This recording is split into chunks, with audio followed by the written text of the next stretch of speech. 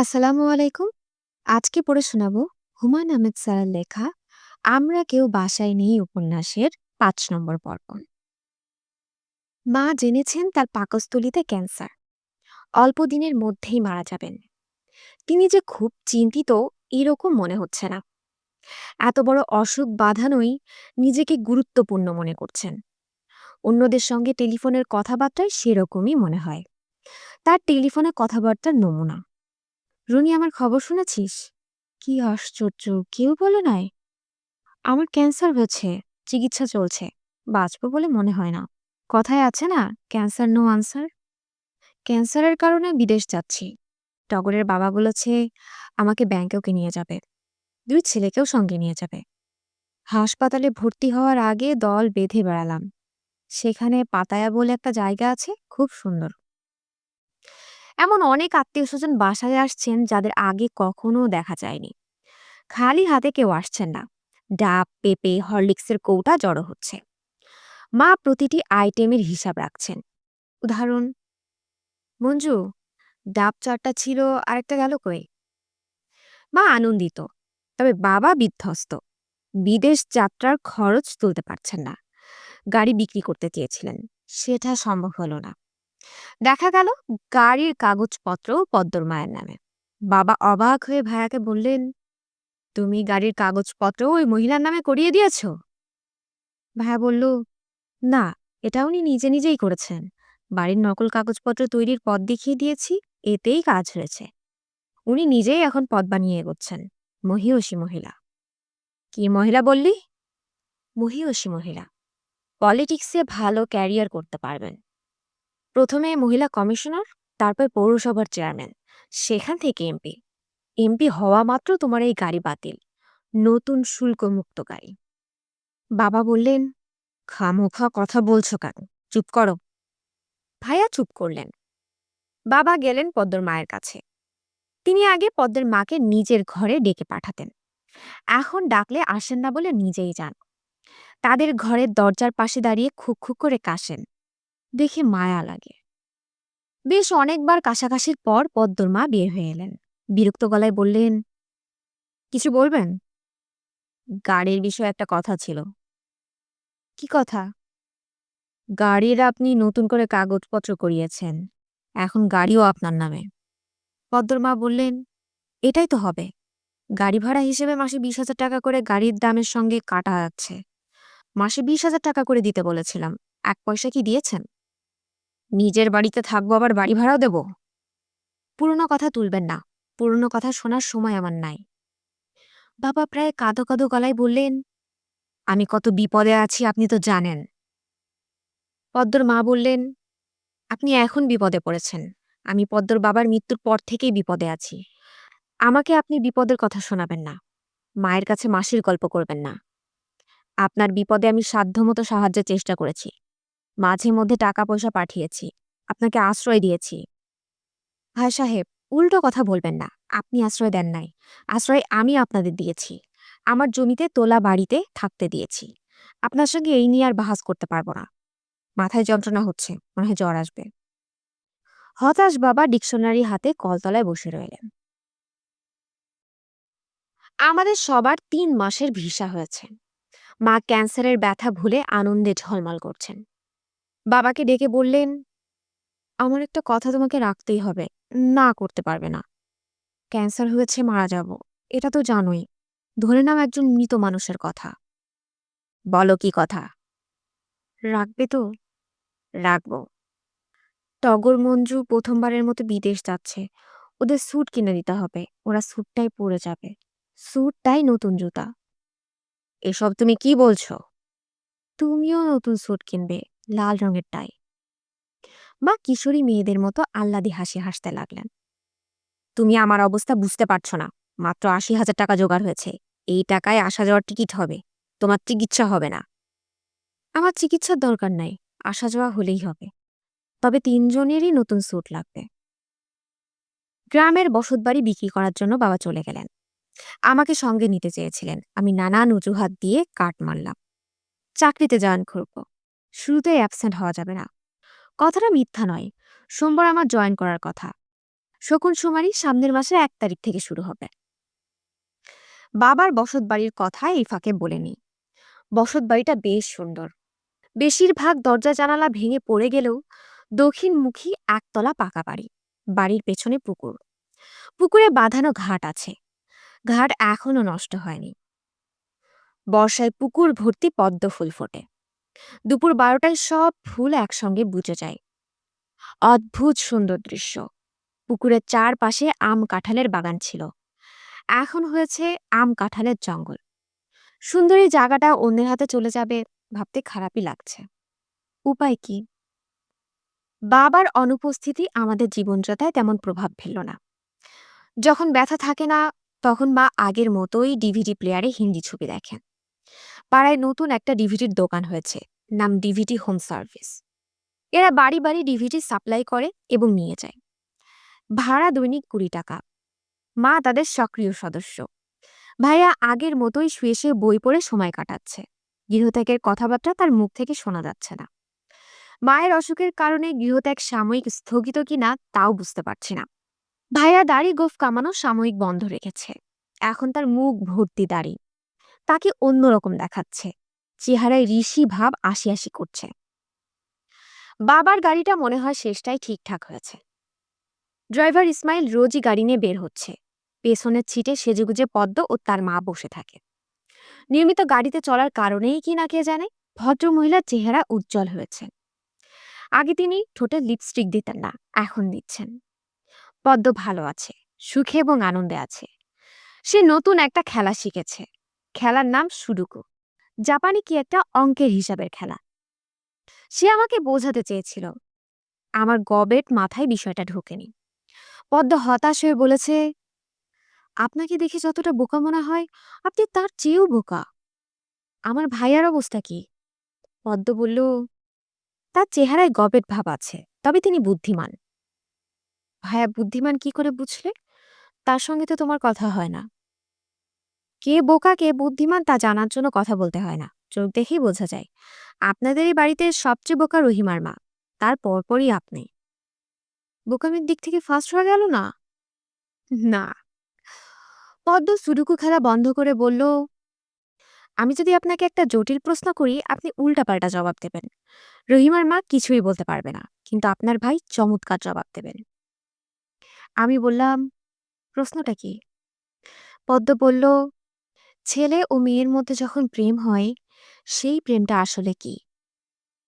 আমি বললাম, প্রেম হচ্ছে দুজনে একসঙ্গে ফুচকা খাওয়া, রিকশায় করে বেড়ানো, রাত জেগে মোবাইলে কথা বলা।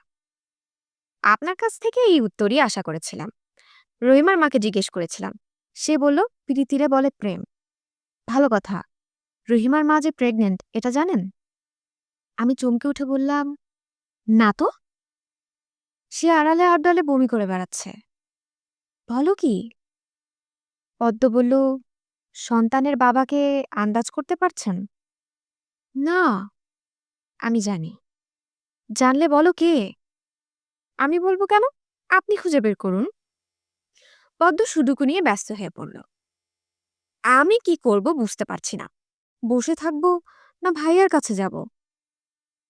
শকুন বিষয়ে কিছু তথ্য জানব। প্রথম দিনের চাকরিতে শকুন বিষয়ে কিছু জিজ্ঞেস করলে যদি উত্তর না দিতে পারি, তাহলে লজ্জার বিষয় হবে। পদ্ম মনে হয় সুডুকু ঝামেলা শেষ করেছে। সে আমার দিকে তাকিয়ে মিষ্টি করে হাসল। আমি ছোট নিঃশ্বাস ফেললাম। কাহারও হাসি ছুরির মতো কাটে, কাহারও হাসি অশ্রু জলের মতো। পদ্মর হাসি ছুরির মতো কাটে। পদ্ম বলল, প্রেম বিষয়ে আমার কাছ থেকে জানতে চান? আমার ব্যাখ্যা? বলো। পদ্ম গম্ভীর মুখে বলল, প্রেম হলো এক ধরনের আবেগ, যা লুকানো থাকে। প্রেমিককে দেখে প্রেমিকার সেই আবেগ লুকানো অবস্থা থেকে বের হয়ে আসে। তখন হার্টবিট বেড়ে যায়, ঘাম হয়, পানির পিপাসা হয়। একসঙ্গে প্রবল আনন্দ এবং প্রবল বেদনা হয়। আনন্দ কারণ প্রেমিক সামনে আছে, বেদনার কারণ কতক্ষণ সে থাকবে কে জানে। আমি বললাম, বাহ, ভালো বলেছ। পদ্ম হাই তুলতে তুলতে বলল, ব্যক্তিগত অভিজ্ঞতা থেকে প্রেমের ডেফিনেশন দিলাম। আপনি আশেপাশে থাকলে আমার মধ্যে এই ব্যাপারগুলো ঘটে। আমি বললাম, ঠাট্টা করছো? হ্যাঁ, ঠাট্টা যে বুঝতে পারছেন তার জন্য ধন্যবাদ। ভাইয়ার কাছ থেকে শকুন বিষয়ে যা জানলাম তার সারসংক্ষেপ। পৃথিবীতে দুই ধরনের শকুন আছে: পুরনো পৃথিবীর শকুন এবং নতুন পৃথিবীর শকুন। পুরনো পৃথিবীর শকুন পাওয়া যায় আফ্রিকা, এশিয়া ও ইউরোপ।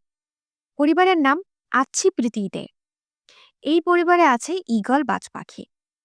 নতুন পৃথিবীর শকুন থাকে আমেরিকায় উষ্ণ অঞ্চলে। এদের পরিবার পুরনো পৃথিবীর পরিবারের সঙ্গে কোনোভাবেই যুক্ত নয়। এই পরিবারের নাম ক্যাথার্ডিয়া।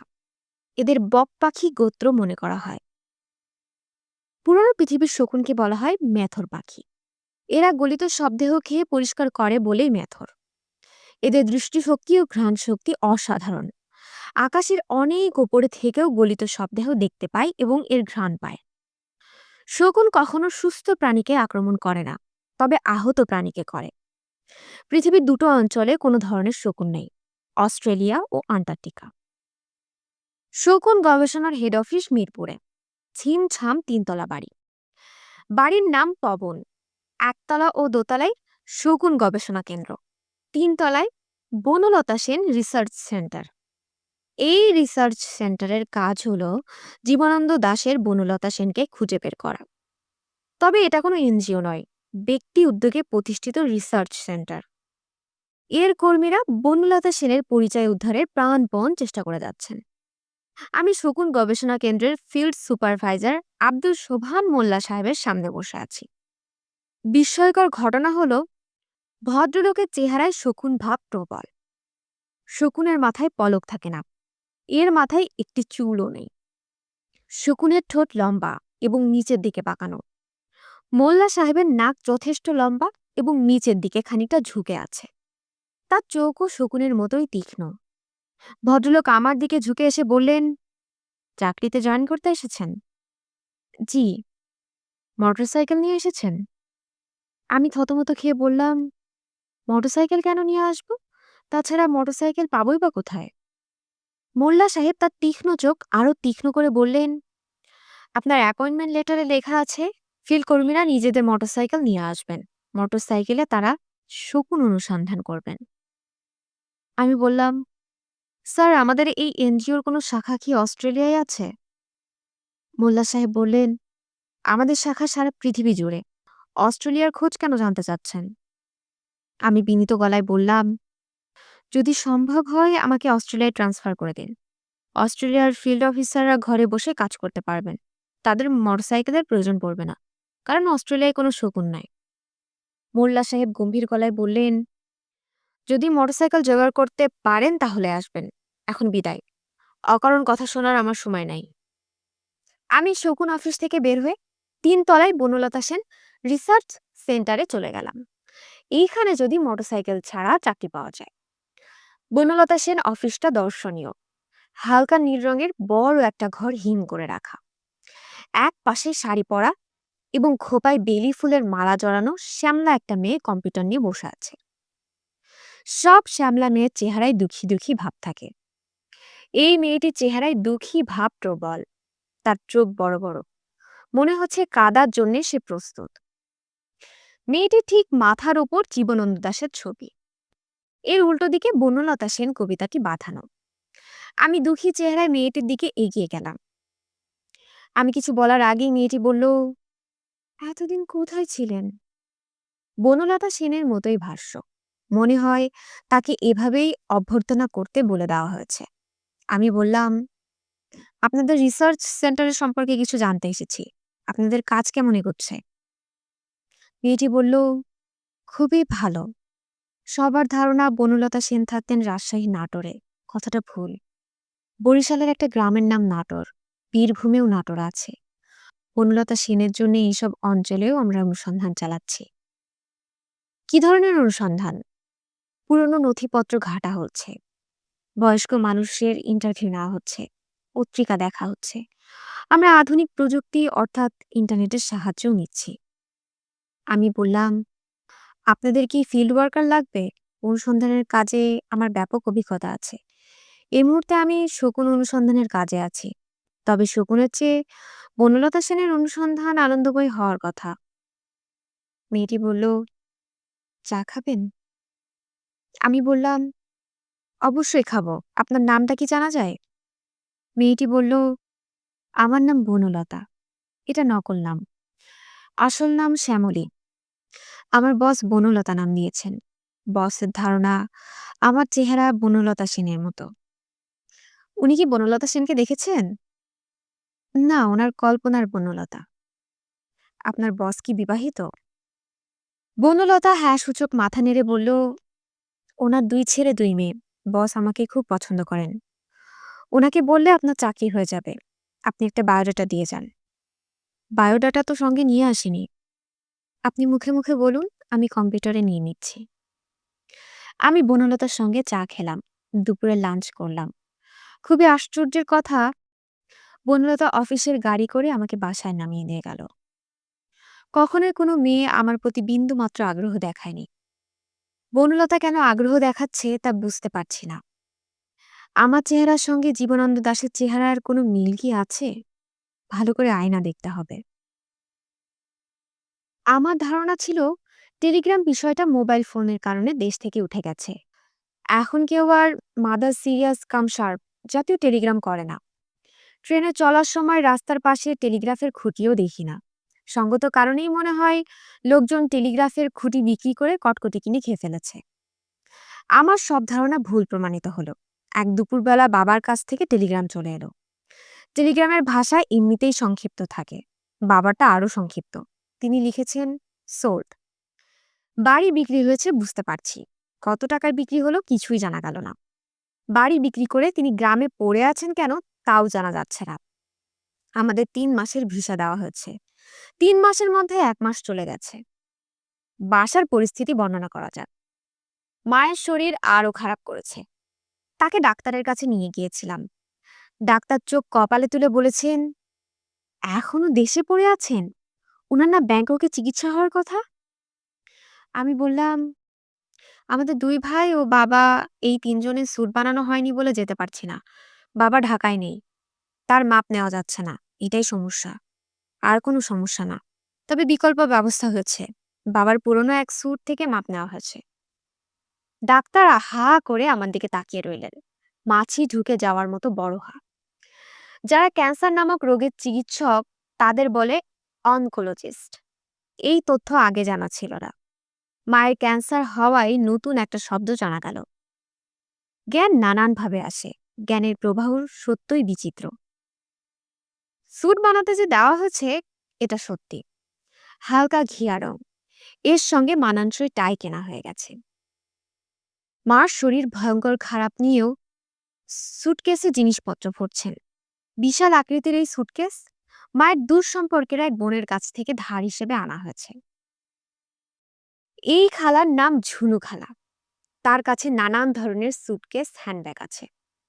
বিদেশ যাত্রীদের তিনি আগ্রহ করে সুটকেস ধার দেন এবং এক পর্যায়ে বলেন, খালি সুটকেস ফেরত দিও না।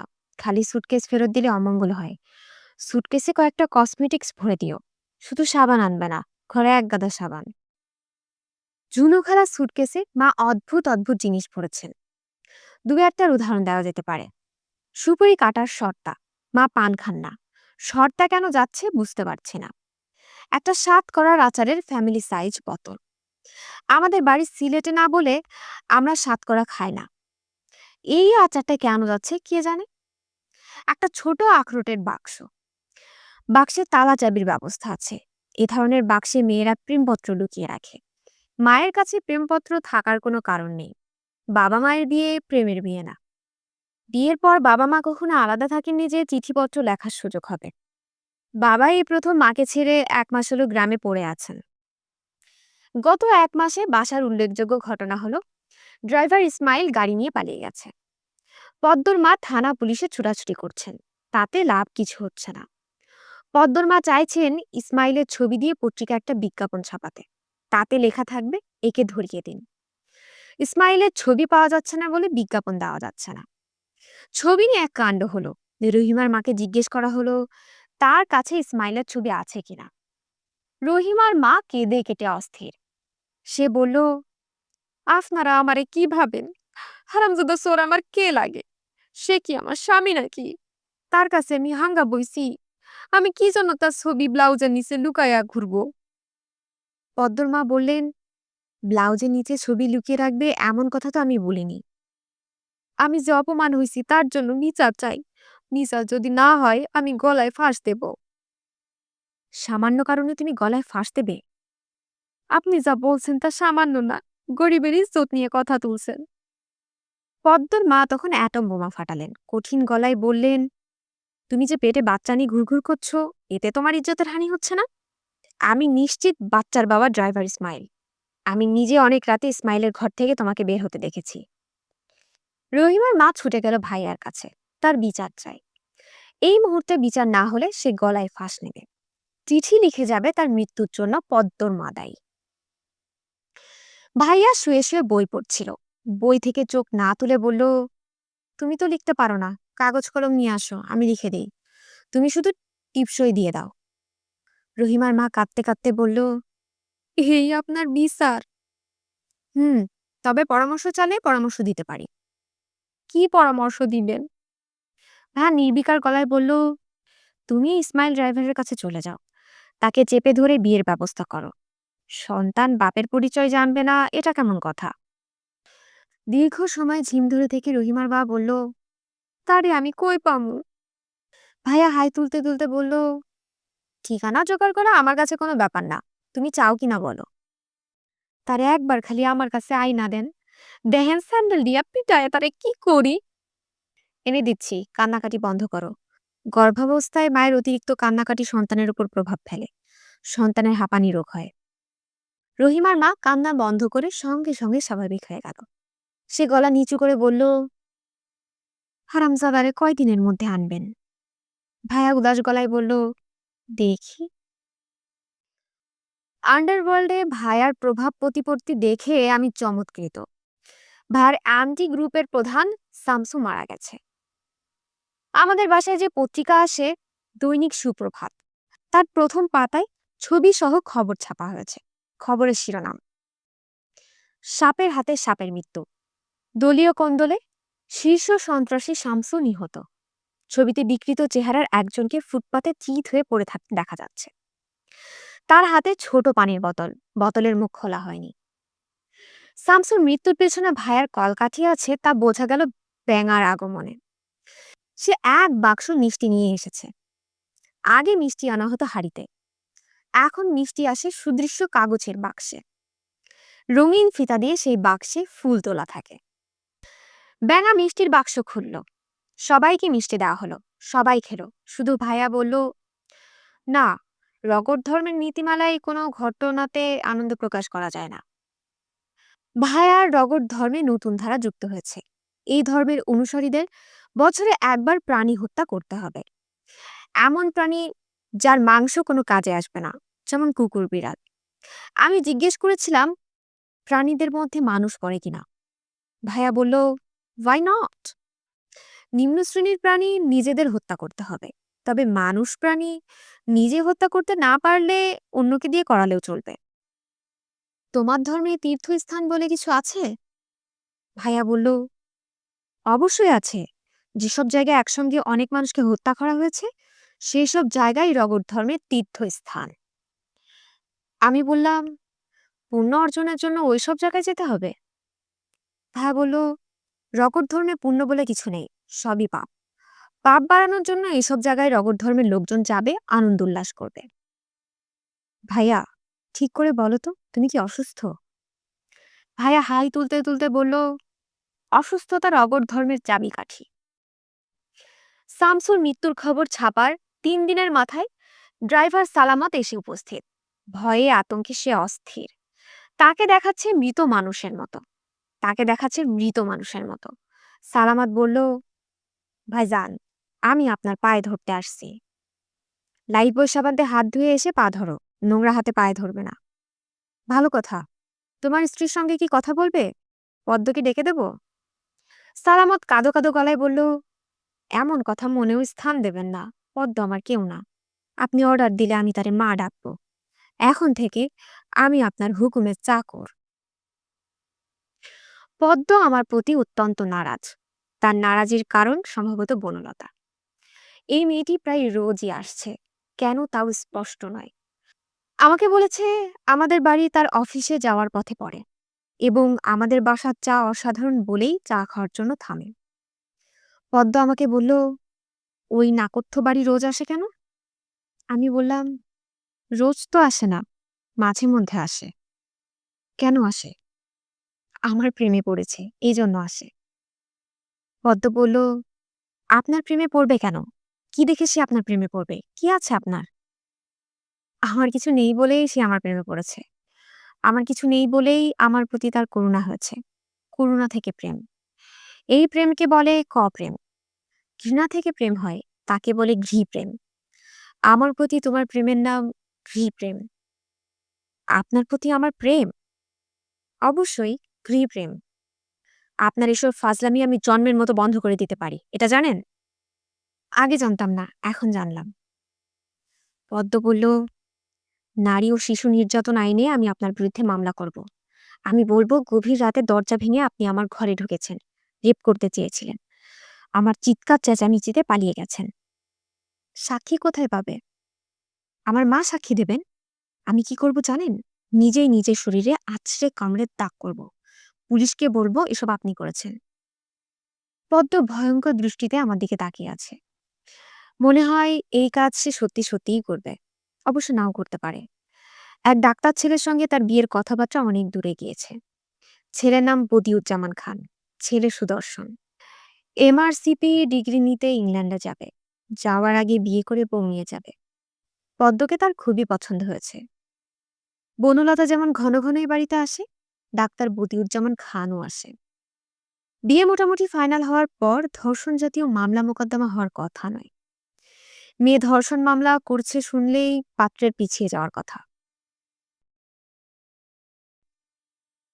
গ্রামের বাড়ি থেকে সম্বোধনহীন একটা চিঠি এসেছে।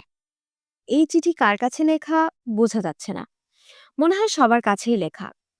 চিঠির সঙ্গে কাকতালীয়ভাবে জামালও এসে উপস্থিত। জামালের কথা মনে আছে তো? ওই যে বাবার মানিব্যাগ ও মোবাইল ফোন নিয়ে পালিয়ে গেল।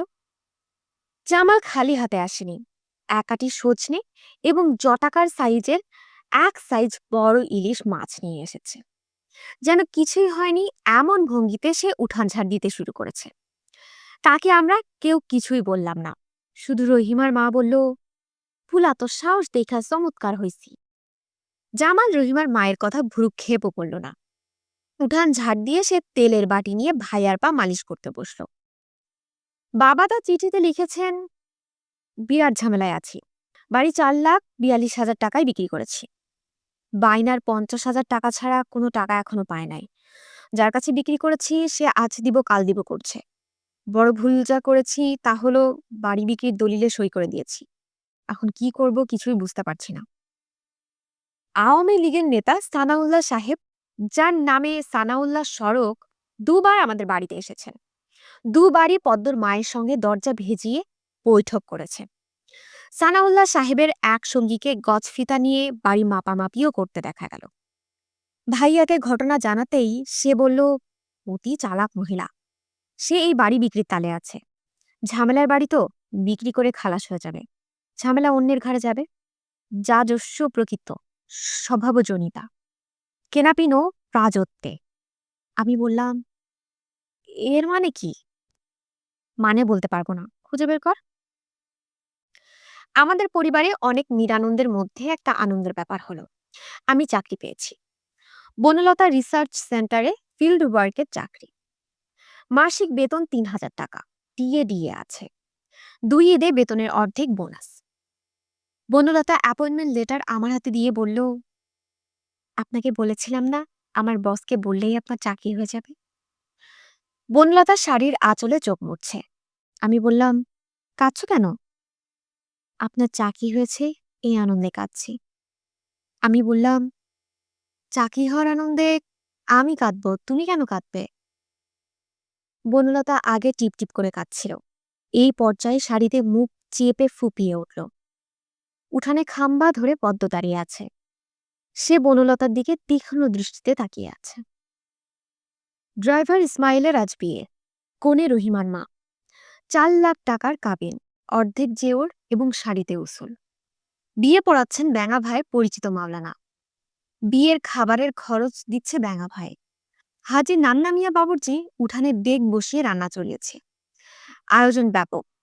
প্লেন পোলাও, জালি কাবাব, সঙ্গে এক পিস পনির, মুরগির রোস্ট, দেশি ফার্মের না, খাসির রেজালা, গরুর ভুনা, দই মিষ্টি, কোক। ব্যাঙা ভাই এত আয়োজন করেছে কারণ এই উপলক্ষে দলের সবাই একত্র হবে। সবার একত্র হওয়ার জন্য উপলক্ষ লাগে। পদ্ম উদ্ধার অভিযানে মাইক্রোবাসে আমার সহযাত্রীদের দেখতে পেলাম। ব্যাঙা ভাই আমাকে দরাজ গলায় বলল, ভাইয়া, আপনি পরিচিত সবাইকে খবর দেন। 10 জন 12 জন কোনো বিষয় না। রাতে কাওয়ালির আয়োজন করছি। বাচ্চু কাওয়াল আর তার দল। বিয়ে শাদী গান বাজনা ছাড়া পাঞ্ছে লাগে। বনলতা ছাড়া আমার পরিচিত কেউ নেই। তাকে খবর দিলাম। সে সেজে গুজে উপস্থিত হলো। নিজেই আগ্রহ করে কোনো সাজানোর দায়িত্ব নিল। অতি আনন্দঘন পরিবেশে শুধু বরকে বিমর্ষ ও আতঙ্কগ্রস্ত দেখাচ্ছে। পাগড়ি শেরওয়ানি পরে সে চুপসে গেছে। তাকে দিনাজপুর থেকে ধরে আনা হয়েছে। ভাইয়ার কাছে সে গাড়ি নিয়ে পালিয়ে যাওয়ার কারণ হিসেবে বিশ্বাসযোগ্য গল্প ফেলেছিল। গল্পটা এরকম: সে গাড়িতে তেল নেওয়ার জন্য পেট্রোল পাম্পে গেছে। গাড়িতে তেল ভরা হচ্ছে। সে কাউন্টারে গেছে টাকা দিতে। টাকা দিয়ে গাড়িতে উঠতে গিয়ে দেখে পেছনের সিটে 2 জন অপরিচিত লোক বসে আছে। একজনের হাতে পিস্তল। ঘাড়ে পিস্তল ঠেকিয়ে তারা ইসমাইলকে বগুড়ায় নিয়ে যায়। বগুড়ায় এই 2 জনের সঙ্গে আরো 3 জন যুক্ত হয়। তারা গাড়ি নিয়ে হাইওয়েতে ডাকাতি করে। সেখান থেকে তারা তাকে নিয়ে যায় দিনাজপুরে। গল্প শুনে ভাইয়া বলল, ডাকাতির ভাগ পাও নাই? থাকা খাওয়ার ব্যবস্থা তারা করেছে, আর ক্যাশ দিয়েছে 3,700 টাকা। টাকাটা আছে? 3,000 আছে। 3,000 টাকায় তো বিয়ে হয় না। যাই হোক, কি আর করা। টাকাটা নিয়ে ব্যাঙার সঙ্গে যাও। তোমার স্ত্রীর জন্য বিয়ের শাড়ি কিনে নিয়ে আসো, যাও। আজ সন্ধ্যায় রহিমের সঙ্গে তোমার বিয়ে।